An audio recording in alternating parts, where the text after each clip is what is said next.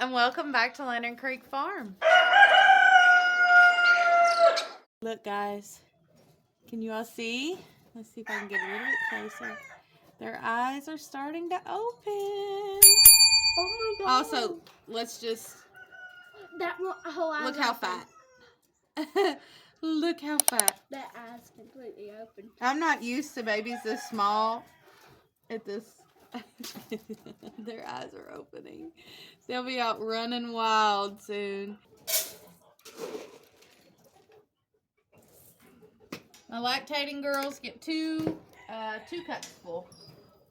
Let's check on her baby. She didn't put as much hair in her nest as poor Beth did. Yeah, Beth's got a bald spot. She pulled so much. And she's give us probably some tries.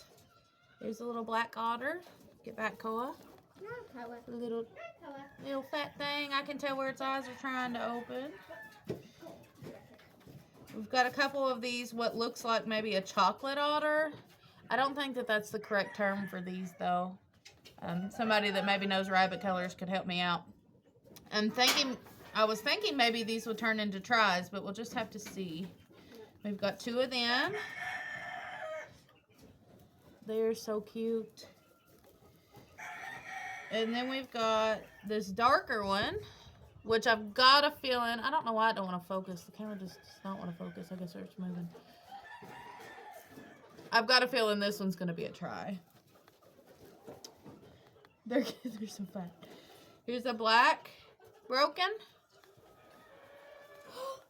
He's so cute. He's lively. He's lively. Oh. It's a white nose. It's so sweet. My tip, if you notice when I put the babies back, I always put them back in the same position they were, in the same spot they were in the nest, and the same spot the nest was. And let's say the babies are on this end of the nest. You want to make sure that you're putting them exactly the way they came out. That way if Mama hops in, she's not sitting on babies or smothering babies or anything like that. But as you can tell, everybody's getting fat and sassy and happy, and they're all healthy. And Miss Beth's babies are opening their eyes, and Maybelline's look like they'll be opening their eyes soon. This is our rooster, Colonel Sanders. He's actually the biggest rooster we have. He is gigantic. He's our big boy. Yeah. If you can guess why we named him Colonel Sanders. He's a chicken and he has, a black and white suit. So that's Colonel Sanders. Andy calls him KFC.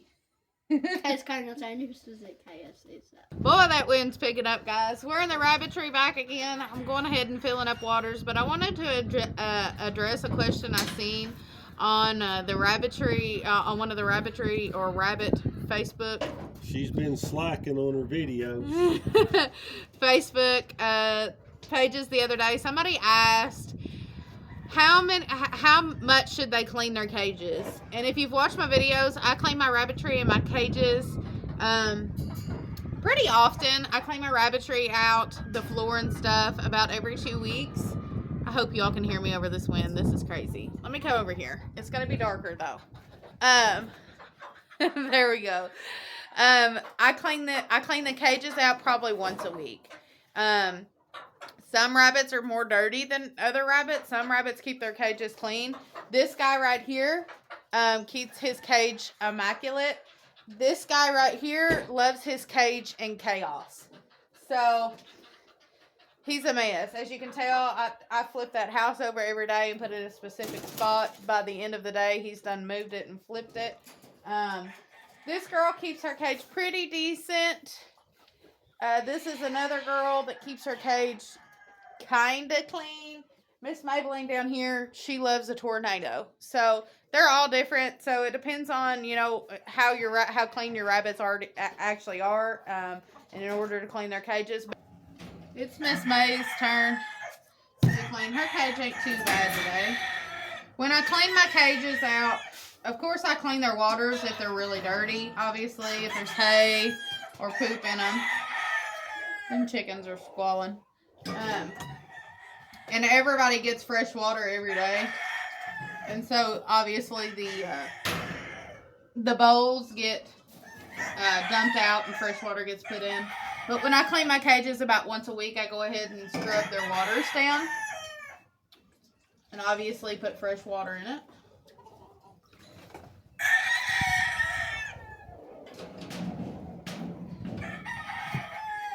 There's her feed bowl. And I think one of the last videos I posted, she was dumping her feed out. I went ahead and grabbed my bowl from Clover that has the hook on it and hooked it to it. Every day I come in, the bowl's empty and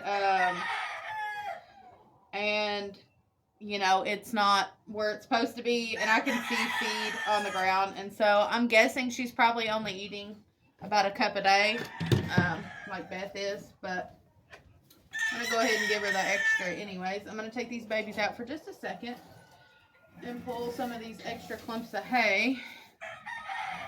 And I'm going to put them in the nest here because she's got a hollowed out spot there. Here's her chew stick.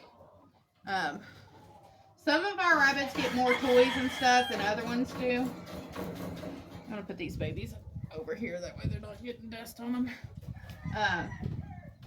Some of them get more toys than other ones do. If you notice in Boise and Dallas's cage, they get a lot of toys. But it's because they like to have a lot of toys. They like to have things to throw around. But other ones don't. And so we give the ones that like it stuff to play around with. She likes sticks. And of course, all of our rabbits get treats very often. I know that sounds like a very unhomesteady thing to do, but they do. They get store-bought treats and vegetables and things like that. So it's just how it is on our farm. All right, so I just put the nest back, and Miss May hopped right in, so she's probably going to feed the babies now. But her cage is done, and that was the last one. All right, guys, so up next, we're going to go ahead and give everybody hay. The amount of hay is going to depend on what your rabbit's needs are. As you heard me talk about in the video, I was giving too much hay to 2 of the rabbits that we had, and they were not finishing it. It was our 2 bucks, and they don't finish their grain either. And so Dallas gets just like a little tiny bit for him to play with. When it's a little bit cooler at night, I go ahead and give him just a little bit more. That way, if he, needs something to keep him a little bit more warm, then he can eat the hay. But everybody else gets a handful amount, and so the handful is about that much. Like if you put it, like that's more than what. See. So if you were to take your hand and put it like in a, like if you're making an O, that's the amount of hay that everybody else gets. Some people don't feed hay, some people feed only hay, some people feed only pellets, so it's just going to depend on what you want to do on your farm, but we feed both hay and pellets. So let's go ahead and give everybody their hay.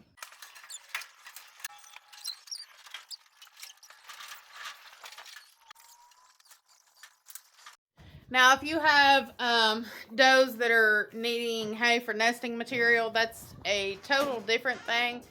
You need to give them as much hay as you possibly can. I mean, within reason, as much hay as you possibly can. That way that they can make their nest and also hopefully have a little bit to eat. Some does will not eat any of it and make a huge nest out of it. Beth is that girl. Beth, this is her first time having babies, and I've noticed, at least this first time, she is an over nester. All right, y'all, that's it, folks. You can see my sweater back here. I got it wet cleaning out the cages. Stuck my arm in one of the bowls and it got wet. But we're heading out from the farm. We're getting ready to head to the old hooscow. Maybe have some supper and get ready for church tonight. But I appreciate y'all watching. I appreciate y'all hanging out, and hopefully we can see you on the next one. We'll see you later. Bye. Bye.